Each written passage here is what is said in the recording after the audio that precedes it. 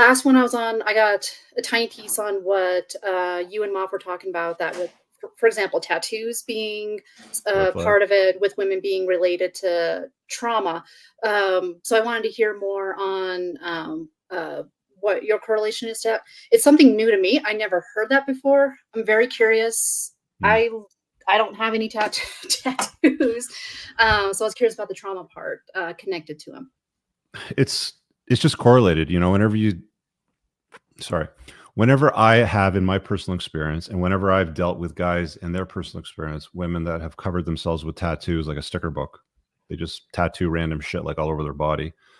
Um, it- it's like they're representations of something, and I mentioned this. I don't know if it was on the last show that you were on or one prior or after that, but I was talking to this guy on his podcast, Elliot Hulse. Some of you guys watching are probably familiar with his name. And one of the things that he said that also was a bit of a punch to the gut beyond whatever he talked about with tattoos, with it being associated with some form of trauma that is accumulated, is you actually have to sit still in a chair for hours at a time while a man penetrates your body, doing these little dots, putting these, coloring in and all this sort of stuff. And I've never met a woman covered in tattoos that doesn't have trauma, like excessive piercings that doesn't have trauma, like, the rings all the way down the ears and the septums and the nipples and all the other body parts, sort of thing. There's always a direct correlation. It's not artwork. It's not anything that I've seen, beyond that.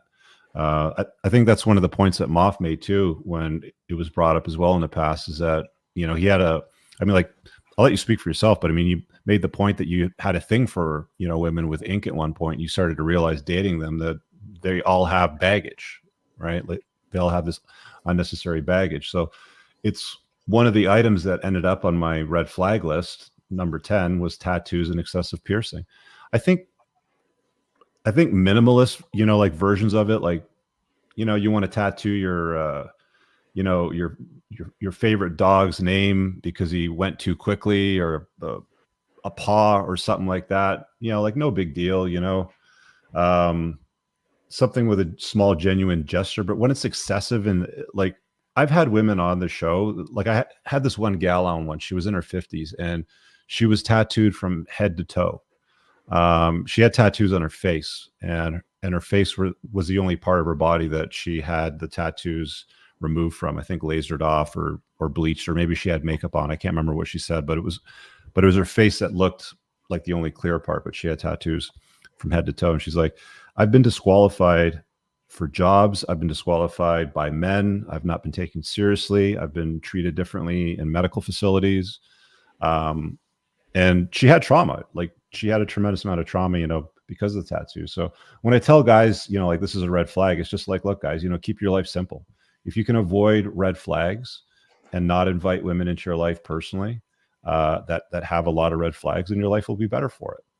And it's not like you can't date a gal with tattoos. You can. It's just, if she's got a whole bunch of them, chances are you're probably going to deal with some bullshit in your life. Mm-hmm. So I that's think all that's that what I'm was. seeing. That's what I think I'm seeing kind of also in the dating world.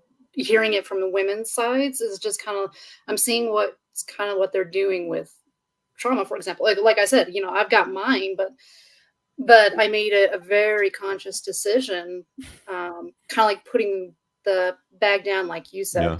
Yeah. And I figured out how to do that for myself. One of the things that I've noticed, and I've mentioned this to a few guys now, is that women will start tattooing like sayings and phrases on their body, right? Like they'll do it all the way down their arm in some, like scriptic sort of thing, or in a different language or something like that. It has some meaning to some phrase that they want to memorize, or, something like that. It's like, you can write that shit on a whiteboard. You can get a poster, like the Holste Manifesto was one of the big ones that was, done back in the day. But when they start writing this shit all over their body, it's like, I remember when my daughter was like little, she would write stuff on a piece of paper and draw, and half the time she was drawing on her hand and her body, and like that's what it reminds me of, right? Mm-hmm. It's interesting too, where it kind of the tattoo, if it's connected to some kind of baggage, then I'm curious as to why does that person want a constant reminder of that. It seems like the constant reminder would hold him back. My opinion, though. Yeah, well, what I tell people is we all have wounds, but make your wounds your work, right? You don't have to write them on your body. Well, my best friend lost her husband in February. He was epileptic and seizure free for 11 years and passed away unexpectedly at work. So she got a tattoo in memorial of him. And then 3 months after he passed away, her 2-year-old daughter with Down syndrome was diagnosed with leukemia. So she got a tattoo in remembrance of both of them, and she's in full remission now. So what you're saying about tattoos in women, I think you should really look into it a little more. I think a lot of girls start them because it is something sentimental. It is something they want to look at every day, especially someone that passes away. So maybe instead of just traumas, yes, that is a trauma, but she also lost her husband of 13 years. Got it. And that's a noble thing to do, but at the same time, if I met her and we were dating and she had some memento of her ex-husband tattooed on her body, to me, if I was dating multiple women simultaneously in a non-monogamous fashion, I was letting the cream rise to the top because I was looking for a long-term relationship. Yeah. I would probably disqualify the lady with the tattoo of her husband's name, date of birth, date of death on her body. So it was the mountains and the sea, and then it was for like the year date under it, and that was the first tattoo she's ever got. And every time I see her naked, then I would be thinking, well, she's tattooed this man, like she's basically alpha widowed by this guy. Like this guy holds a place in her heart. Well, it's her husband and father of her children, so I think I understand, but if you're going to move on in life and you want to find another man, tattooing something to do with another man on your body is not the best idea.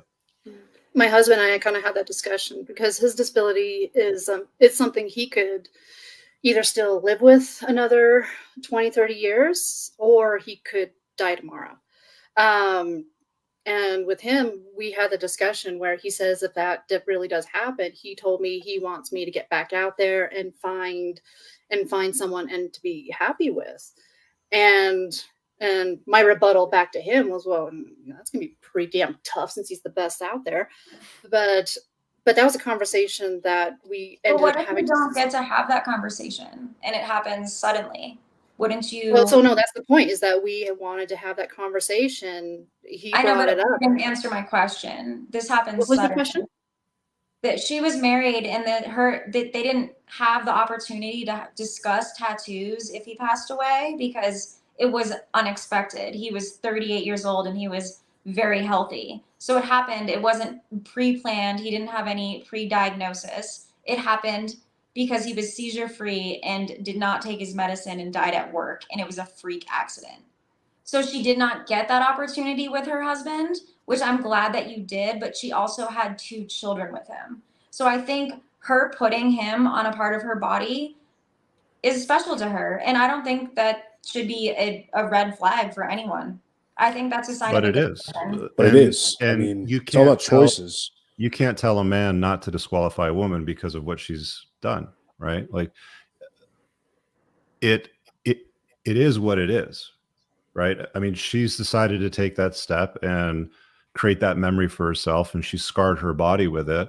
And I, as a guy, if I'm dating and I were to come across a woman like that, that would, to me, put her lower down the totem pole. If there's better women out there that don't have that baggage, like that tattoo is basically one of the bricks with the Sharpie written with the guilt, or it could be maybe she's resentful because he left too early. Maybe she's guilty because she didn't, remind him to take his medicine. I don't know, right? But that's what that image represents to a guy that sees it for what it is.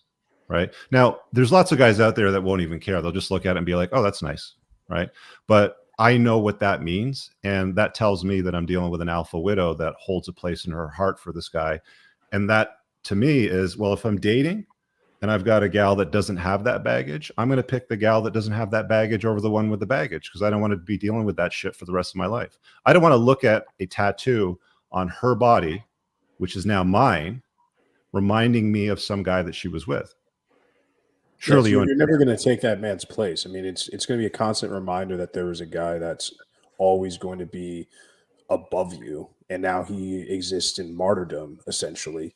And it's no man wants to be in a relationship where he isn't the first man in her life, and ideally the only man in her life. But even the memory that she holds on to is enough to make him second place.